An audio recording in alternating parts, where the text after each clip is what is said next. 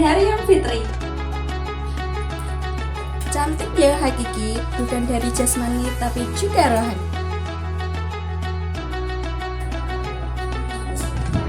Membuka pintu maaf, kunci silaturahmi yang abadi. Selamat Hari Raya Idul Fitri 1442 Hijriah. Mohon maaf lahir dan batin. Kesenggol semua.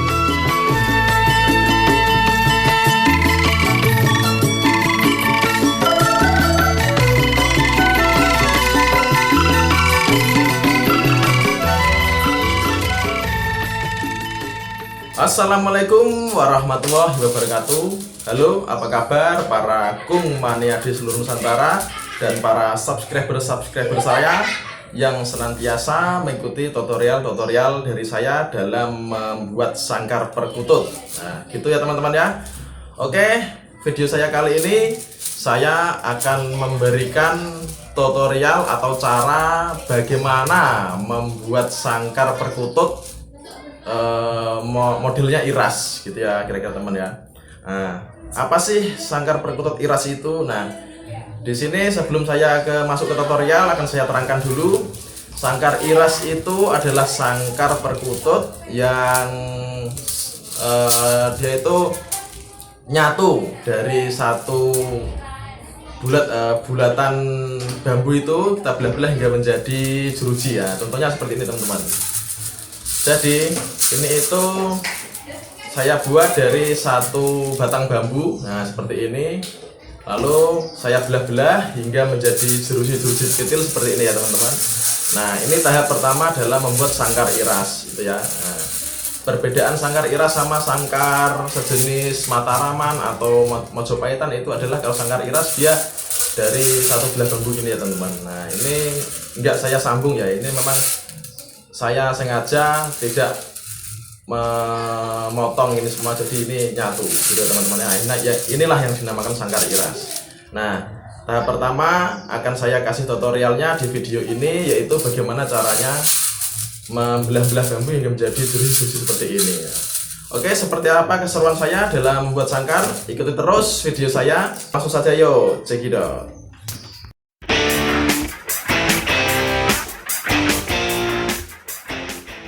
Oke, yang pertama teman-teman bisa menyiapkan bambu seperti ini ya.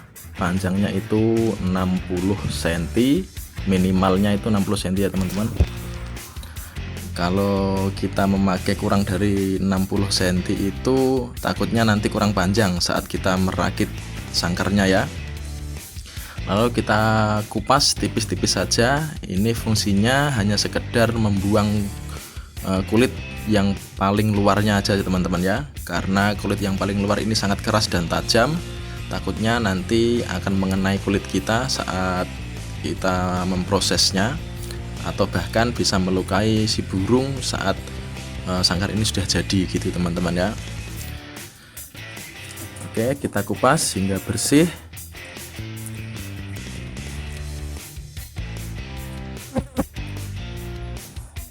Nah, setelah bersih seperti ini lalu kita amplas. Nah, fungsi amplas ini agar permukaannya itu halus ya teman-teman, supaya mempermudah kita saat kita memprosesnya atau saat nanti kita mengupasnya hingga menjadi jeruji ya. Oke, setelah diamplas seperti ini halus, lalu kita kasih titik dulu teman-teman ya. Kita ukur dulu, kita kasih titik. Yang paling atas itu 15 cm ya teman-teman. Nah, dari ros itu kita kasih titik 15 cm, lalu bawahnya lagi itu 10 cm, 10. Nah, yang ketiga juga 10, yang keempat juga 10 ya. Jadi setiap titik ini 10 cm gitu teman-teman ya. Nah, ini gunanya itu untuk mengikat tali dengan lingkarannya ya, lingkaran kerangkanya ya. Oke, setelah kita titik-titik dan kita garis, lalu kita belah. Nah, coretan ini hanya sekedar gambaran cara kita membelahnya ya. Jadi kita bagi 2 dulu, lalu kita bagi 4 seperti ini. Nah, kuncinya itu sebenarnya kita harus bagi 2 gitu terus ya sistemnya ya. Jadi kita bagi 2, kita belah jadi 2, jadi 2, jadi 2 gitu terus ya. Nah, hingga mendapatkan ukuran jeruji yang kita inginkan. Kalau teman-teman ingin membuat jerujinya ukuran 3 mili ya, teman-teman bisa membelah-belahnya sedikit lebih besar. Kalau teman-teman suka memakai jeruji yang 2 mili, teman-teman bisa membelah-belahnya hingga menjadi yang agak kecil gitu ya. Tapi tetap proses membelahnya itu kita bagi 2 gitu ya teman-teman. Nah, itu menghindari supaya jeruji yang kita belah itu tidak patah atau tidak sama gitu teman-teman ya. Karena hitungan jeruji itu harus genap gitu ya teman-teman. Oke, lanjut kita belah-belah hingga menjadi kecil-kecil ya, sesuai jeruji yang kita inginkan. Karena di sini saya mau memakai jeruji yang ukuran 2 mili, jadi saya belah-belah hingga kecil-kecil. Nah, setelah selesai dibelah-belah kecil-kecil seperti ini, lalu kita kupas ya teman-teman. Kita ambil bagian daging luarnya ya, yang paling luar. Karena daging yang paling luar itu teksturnya masih keras, jadi kelenturannya itu tetap ada ya dibandingkan jeruji yang paling dalam ya.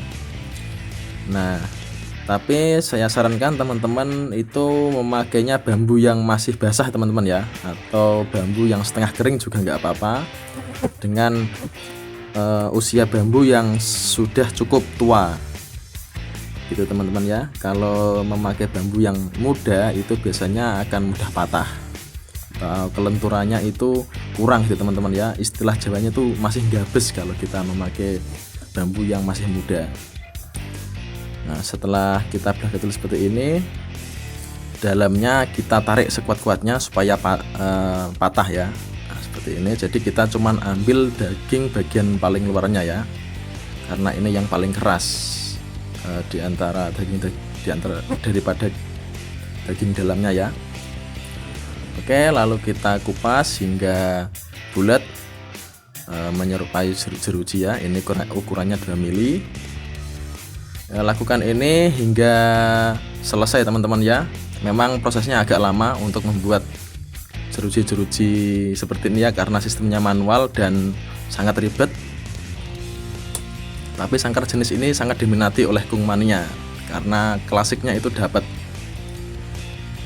Oke, setelah selesai kita mengupasnya, nah kita ambil daging bagian luarnya, akhirnya jadinya seperti ini teman-teman. Nah, ini tahap pertama teman-teman ya. Oke, seperti apa tahap kedua? Ikuti terus video saya. Jangan lupa like, subscribe, komen, dan share juga jika video ini bermanfaat. Assalamualaikum warahmatullahi wabarakatuh.